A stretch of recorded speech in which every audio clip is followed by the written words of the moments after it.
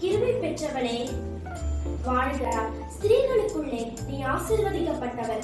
மரியாளே, பயப்படாதே, நீ தேவனிடத்தில் கிருபை பெற்றாய். இதோ நீ கர்ப்பவதியாகி ஒரு குமாரனை பெறுவாய். அவருக்கு இயேசு என்று பெயரிடுவாயாக.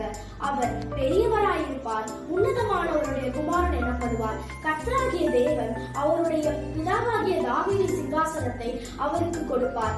அவர் யாக்கோபின் குடும்பத்தாரை என்றென்றைக்கும் அரசாளுவார். அவருடைய ராஜ்யத்துக்கு முடிவிராது. உண்மையில் வரும். உன்னதமானவருடைய நிழல் உண்மை நிலையிடும். ஆனால் உன்னிடத்தில் பிறக்கும் பரிசுத்தம் உள்ளது தேவனுடைய குமாரன் எனப்படும். இதோ உனக்கு இனத்தாராயிருக்கிற எலிசபெத்தும் தன் முதிர் வயதிலே ஒரு புத்திரனை கர்ப்பம் தரித்திருக்கிறார். மலர் எனப்பட்ட அவளுக்கு இது 6ஆம் மாதம். தேவனால் கூடாத காரியம் ஒன்றும் இல்லை. இதோ நான் ஆண்டவர் கருமை, உங்களுடைய வார்த்தையின்படி எனக்கு ஆதரவு கடவுள்.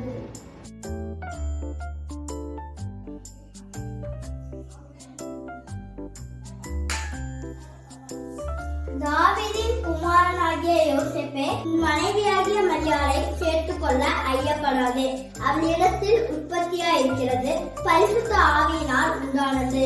அவர் ஒரு குமாரனை பெறுவார். அவருக்கு இயேசு என்று பெயரிடுவாயாக. ஏனெனில் தமது ஜனங்களின் பாவங்களை நீக்கி ரட்சிப்பார்.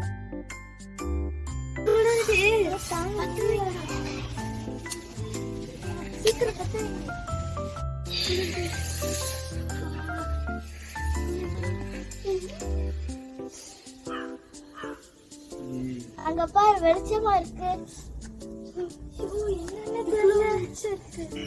பயப்படாதே, பயப்படாதே. எல்லா ஜனத்திற்கும் சந்தோஷத்தை உண்டாக்கும் நற்செய்தியை உங்களுக்கு அறிவிக்கின்றேன். கர்த்தராகிய இயேசு எனும் இரட்சகர் உங்களுக்கு தாவீதின் பிள்ளையை துணிகளிலே சுற்றி கிடத்தியிருக்க காண்பீர்கள்.